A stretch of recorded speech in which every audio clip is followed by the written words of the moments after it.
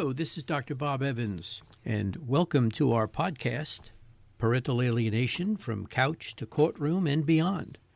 We will discuss the resisting and refusing dynamic, commonly referred to as parental alienation, how you'll know it's happening in your case, and what can be done about it.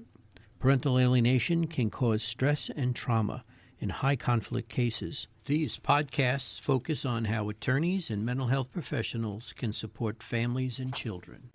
Welcome to episode 43. I want to begin with a question that sounds simple and is not. When a child tells you something happened, tells you with conviction, with emotion, with the specificity that we associate with genuine memory, how do you know whether it happened? This is not a question about the child's honesty. The child is not lying. In the cases I'm going to describe today, the children believed completely and without reservation what they were telling the adults who asked them. Their distress was real. Their certainty was real. The detail with which they described events was real. What was not real in a significant number of those cases was the event itself. The question of how memory works, how it is formed, how it is stored, how it is retrieved, and crucially, how it can be altered by the conditions under which it is retrieved is one of the most important questions. It is also, outside of the academic communities that study it, one of the most misunderstood. The folk theory of memory, the intuitive model that most people, including most jurors and judges, carry into a courtroom, is a recording model. Memory on this folk theory works like a camera or tape recorder. Events are captured, stored, and played back. The accuracy of the playback may degrade with time, but the original recording is there, fixed, intact, waiting to be retrieved. That model is wrong. It has been wrong for decades, and the research that demonstrates its wrongness is among the most replicated in all of cognitive psychology. Memory is not a recording. It is a reconstruction. Every time a memory is retrieved, it is rebuilt, assembled from stored traces, current context, expectations, suggestions, and interviewing experience. The reconstruction can be accurate. It can be inaccurate in ways that are entirely visible to the person, in ways that are entirely invisible to the person doing the remembering. That gap between the felt certainty of a memory and its historical accuracy is where parental alienation lives. Understanding the gap is not optional for anyone who evaluates children in contested custody proceedings. That's foundational. So let's talk about the architecture of memory, what research actually shows. The scientific study of memory as a constructive rather than reproductive process has roots that go back to the early 20th century, to the British psychologist Frederick Bartlett, whose 1932 work, Remembering, demonstrated that people systematically alter stories that have been told to conform to their existing schemas and expectations when they recall them later. Bartlett's subjects did not experience themselves as changing the stories. They experienced themselves as remembering them. But the researcher who has done the most to bring the constructive nature of memory into forensic and clinical mainstream is Elizabeth Loftus, a cognitive psychologist whose career at the University of Washington and later the University of California has been dedicated with extraordinary consistency to a single, uncomfortable, and extraordinary well-documented proposition that memory is malleable, that it can be altered by post-event information, and that people cannot distinguish from the inside between memories of things that happened and memories of things that were suggested to them. Loftus's work, published in the 1970s, established that what she called the misinformation effect. In a series of elegant experiments, she showed that people who had witnessed an event and were subsequently exposed to misleading information about that event incorporate the misleading information into their memories of it. Subjects who had seen a film of a car accident were later asked how fast the cars were going when they smashed into each other.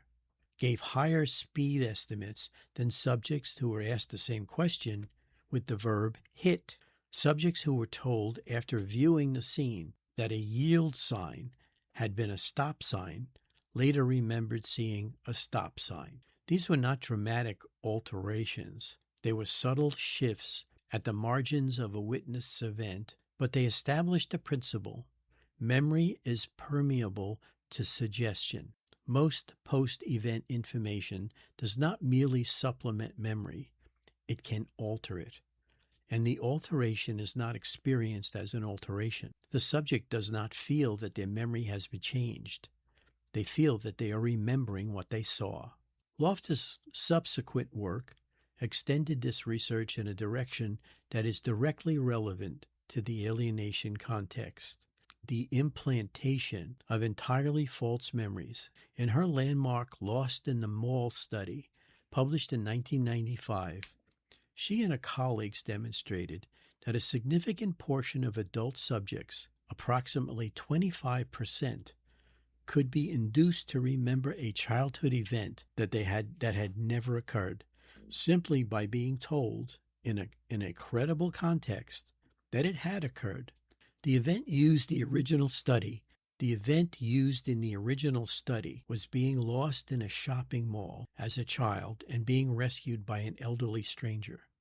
Subjects who had no such experience, told by a family member that this had happened to them, not only endorsed the false memory, but elaborated it, adding sensory data, emotional context, and narrative specificity that they generated from imagination and reported as memory. The implications for forensic evaluation are profound, and Loftus has spent much of her career drawing them out with tireless clarity and considerable personal cost. She's been threatened, harassed, and subjected to a licensing complaint for testifying in court about the implications of her own published research. The pattern should by now be familiar. What makes children particularly relevant to this research, and what makes the research particularly relevant to parental alienation, is that children are not simply small adults with equivalent memory systems. They are developmentally different in many ways that amplify both the constructive nature of memory and the susceptibility to suggestion. The research on children's suggestibility, much of it is conducted by Stephen C. and Maggie Brooke at Cornell and McGill universities, has produced findings that are, even for researchers in the field, sobering. Children, particularly preschool and early school-age children, are substantially more susceptible to suggestion than adults. They are more likely to incorporate misleading post-event information into their memories, more likely to comply with the apparent expectations of an authoritative adult interviewer. They are more likely to generate and subsequently report as memory events that have been suggested to them by adults they trust and depend on. The mechanism of this heightened suggestibility is not pathological, it is adaptive. A young child's knowledge base depends on trusted adults is necessarily one of deference. The child does not have the independent experience required to evaluate adult claims about the world. The child learns, in large part, by accepting what trusted adults tell him. That deference, which serves the child well across the vast range of normal development, becomes a vulnerability when the trusted adult is delivering false information about another trusted adult. The child does not lie. The child remembers what they have been given to remember. The question the evaluator must answer is not whether the child is telling the truth. They are, but whose truth are they telling? Let's look at when institutions amplify suggestion, that is, the Satanic Panic period. I want to turn now to a chapter of American legal and clinical history that is, in retrospect, almost incomprehensible in its scope, and that is, in the context of the focus of these podcasts, is essential. Between roughly 1983 and the mid-1990s, the United States experienced what historians and legal scholars have called the Satanic Panic, a wave of prosecutions primarily targeting daycare workers and preschool staff based on children's accounts of ritualistic sexual abuse. The accounts were elaborate, often involving claims of Satanic rituals, underground tunnels, animal sacrifice, and abuse by multiple perpetrators. Dozens of adults were prosecuted. Many were convicted and sent to prison for years or even decades. The convictions were based almost entirely on children's testimony elicited through interviewing methods that, examined in retrospect, are a clinic in how not to interview a child. The McMartin preschool case in Manhattan Beach, California, which began in 1983, was the longest and most expensive criminal trial in American history at the time of its resolution. 7 staff members were charged. The charges were based on the accounts of hundreds of children who described lurid and physically impossible acts of abuse. After 6 years of pretrial proceedings and 2 trials, all defendants were acquitted and had their cases dismissed. No physical evidence of the alleged abuse was ever found. The underground tunnels the children described did not exist. The Kelly Michaels case in New Jersey followed a similar arc. Michaels, a 23-year-old teacher's aide at the We Care Nursery School in Maplewood, was convicted in 1981 on 115 counts of sexual abuse involving 19 children. The children's accounts had been elicited through interviews that used leading questions, peer pressure, repeated questioning, and what researchers have identified as systematic suggestive techniques. Michaels was sentenced to 47 years in prison. She served 5 years before her conviction was overturned by the New Jersey Appellate Division in 1993, a decision affirmed by the New Jersey Supreme Court. The court's opinion included an extensive analysis of how the interviewing methodology had compromised the reliability of the children's testimony. How did this happen? How did children produce such elaborate, detailed, emotionally charged accounts of events that did not occur? How did those events persuade prosecutors, judges, and juries? The answer, which Stephen Ceci and Maggie Brooke documented in meticulous detail in their landmark 1995 book, Jeopardy in the Courtroom, is a combination of interviewing techniques that individually might have limited impact, but that in combination and applied repeatedly across multiple interviews can produce in a child a sincere, detailed, and entirely false account of an experience they never had. The techniques included repeated questioning, asking a child the same question multiple times, which communicates to the child that the first answer was wrong. Leading questions, questions that presuppose the event being asked about. Peer pressure, telling the children that other children had already disclosed and that the child should too. Stereotype induction, establishing in the child's mind that the person being asked about is a bad person who does bad things. And what researchers called reward for disclosure, explicit and implicit positive reinforcement when the child produces the desired account. None of this required that any interviewer intended to elicit false testimony. The research is clear that the suggestive effects of these techniques operate even when the interviewer is acting in what they believe to be in the child's best interests, and even when the child's well-being is their genuine primary concern. The road to the McMartin prosecution was not paved with malice. It was paved with a sincere belief that children do not lie about abuse, combined with interviewing techniques that systematically produce the accounts that the interviewer's belief expected. I want to be precise about the lesson the Satanic Panic era offers, because it is easy to draw the wrong one. The wrong lesson is that children are unreliable witnesses whose testimony should be dismissed. That's not what the research supports, and is not what this podcast argues. The right lesson is that children's testimony, like all testimony, but with features specific to children's developmental position, must be evaluated in the context of how it was elicited. The reliability of a children's account is not a fixed property of the child. It is a function of the conditions under which the account was produced. A child interviewed once, promptly after an alleged event, by a neutral interviewer using non-leading, open-ended questions can be a highly reliable witness. The same child interviewed repeatedly over weeks or months by adults with a strong belief in a particular outcome, using techniques that reinforce disclosure and establish that the targeted parent's badness, may produce an account that is elaborate, emotionally convincing, and substantially false. The National Institute of Child Health and Human Development Protocol, the NICHD protocol, developed by Michael Lamb and his colleagues, was built precisely to address this problem.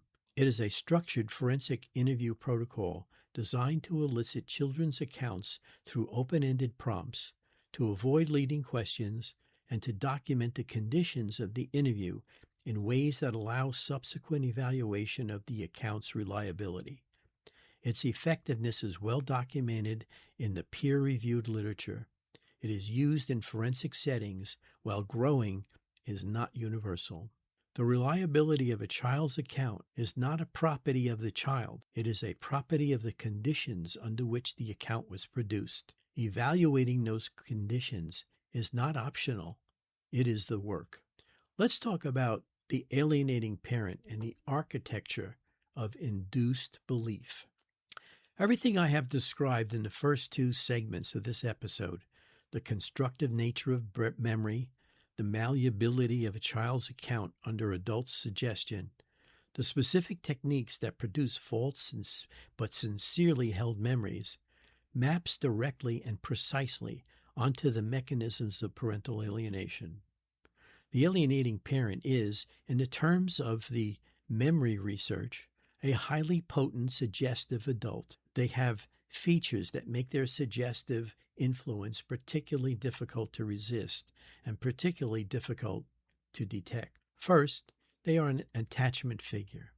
The child's deference to adult authority is not uniform across all adults. It is calibrated to the child's attachment hierarchy. The child defers most completely to the adults on whom they are most dependent. An attachment figure who communicates explicitly or implicitly that the other parent is dangerous, untrustworthy, or contemptible is not operating at the level of a general adult authority. They are operating at the level of the child's most fundamental relational architecture. The suggestive influence of an attachment figure dwarfs the suggestive influence of a neutral interviewer. Second, they have continuous access. The interviewing context that produced the Satanic Panic accounts typically involved a defined series of interviews over a period of weeks or months. The alienating parent has not a series of interviews, but years of continuous, daily access to the child's developmental memory system. The drip, drip, drip of repeated negative messaging about the child's targeted parent, comments, suggestions, expressions of distress, questions that presuppose the targeted parent's wrongdoing, operates over a time scale that no forensic interview protocol was designed to address, because no forensic interview protocol anticipated an interviewer with this degree of access. Third, they are not identified as interviewers. The research on suggestion effects in interview contexts depends in part on the child understanding that there is a formal context in which their account is being solicited. The alienating parent's influence operates inside ordinary family life, at the dinner table, at bedtime, in the car on the way to school. The child does not experience these interactions as interviews. They are experiencing them as normal texture of life with a parent. This makes the suggestion effects more difficult to identify and more difficult to resist.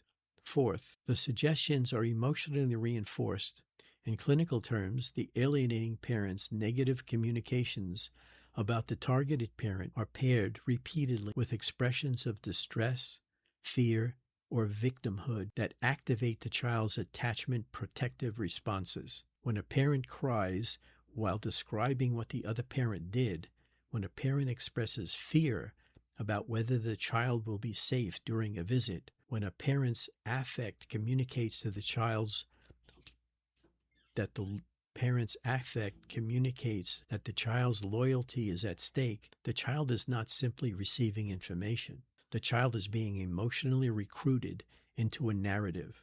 The recruitment exploits the same attachment mechanisms that Bowlesby described, the child's fundamental orientation toward protecting the available attachment figure. Now I want to describe what this looks like in the consulting room, because the theoretical framework is only useful if it translates into clinical observation. The child of an alienating parent, when interviewed by a neutral evaluator, typically presents with a version of the targeted parent that has the quality Loftus identified in implanted memories. It is elaborated, emotionally charged, and remarkably stable within the session, but it collapses under gentle, open-ended questioning in characteristic ways.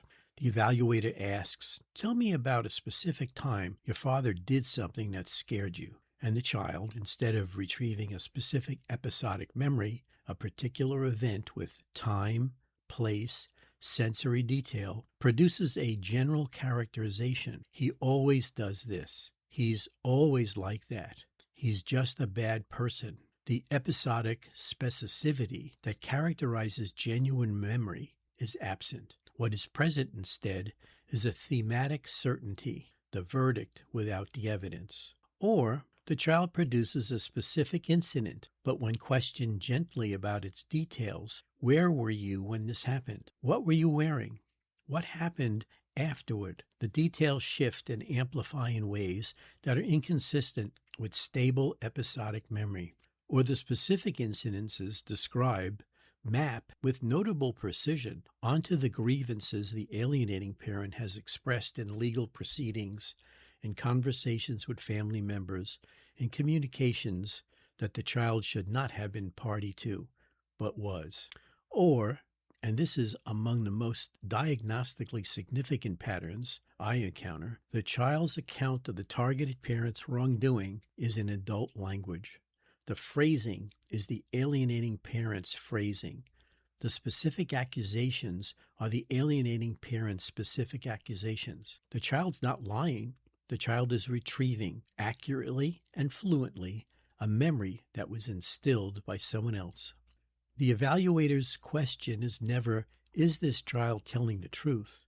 The evaluator's question is always, "Where did this account come from?" The answer to the second question is the only one that serves the child. Let's talk about the forensic evaluator's task, tracing the account to its source. I want to spend the final segment of this episode on what rigorous evaluation of a child's account actually is required, because the memory science I have described is not merely theoretical. It has direct implications for what the evaluator must do in a room. The first implication is methodological. The evaluator must use interview techniques that minimize the introduction of further suggestion, open-ended prompts, absence of leading questions, a single evaluator where possible, documentation of the interview conditions, awareness of the child's interview history. How many times have they been interviewed before this session? By whom? Using what techniques?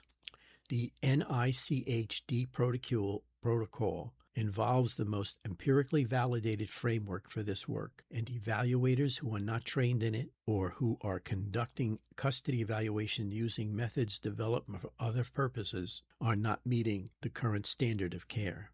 The second implication is contextual. The child's account cannot be evaluated in isolation from the context in which it was produced. This means the evaluator must gather collateral information about the family system with the same rigor applied to the interview itself. What has the child been told about the other parent? What communications has the child been exposed to? Adult conversations, legal documents, communication between parents. What is the history of the child's relationship with the targeted parent prior to separation? What is the timeline of the child's account? When did the negative characterizations of the targeted parent begin? And what family events coincide with their onset? This collateral investigation is not secondary to the child's interview. It is co-equal with it. An account that appeared in the first interview after a custody filing that uses vocabulary the child did not have 6 months earlier, that mirrors the allegations in the alienating parent's legal proceedings, is a different evidentiary object than an account that predates the custody dispute and is consistent across multiple independent contexts. The evaluator who treats these two accounts as equivalent has not done their job. The third implication is comparative. The evaluator must assess the account against what we know about the conscious experience of genuine versus induced memory. Genuine episodic memory for a distressing event typically has specific features: sensory grounding, temporal embedding, a narrative that can be revisited from multiple entry points and remains consistent, affective texture that is appropriate to the event rather than to a general verdict. Induced or suggested memory tends to have different features: thematic rather than episodic organization, vocabulary word borrowing, the suggestive adult's vocabulary, a stability that is brittle rather than flexible account, holds only as long as it's not examined from angles the suggestion did not anticipate. This does not mean that genuine memories are always episodically rich or that induced memories are always thin. Trauma affects memory in complex ways, and the evaluator must hold both the memory science and the trauma science simultaneously. What the evaluator is looking for is not a single feature, but a pattern, a constellation of characteristics that, taken together, point toward the account's source.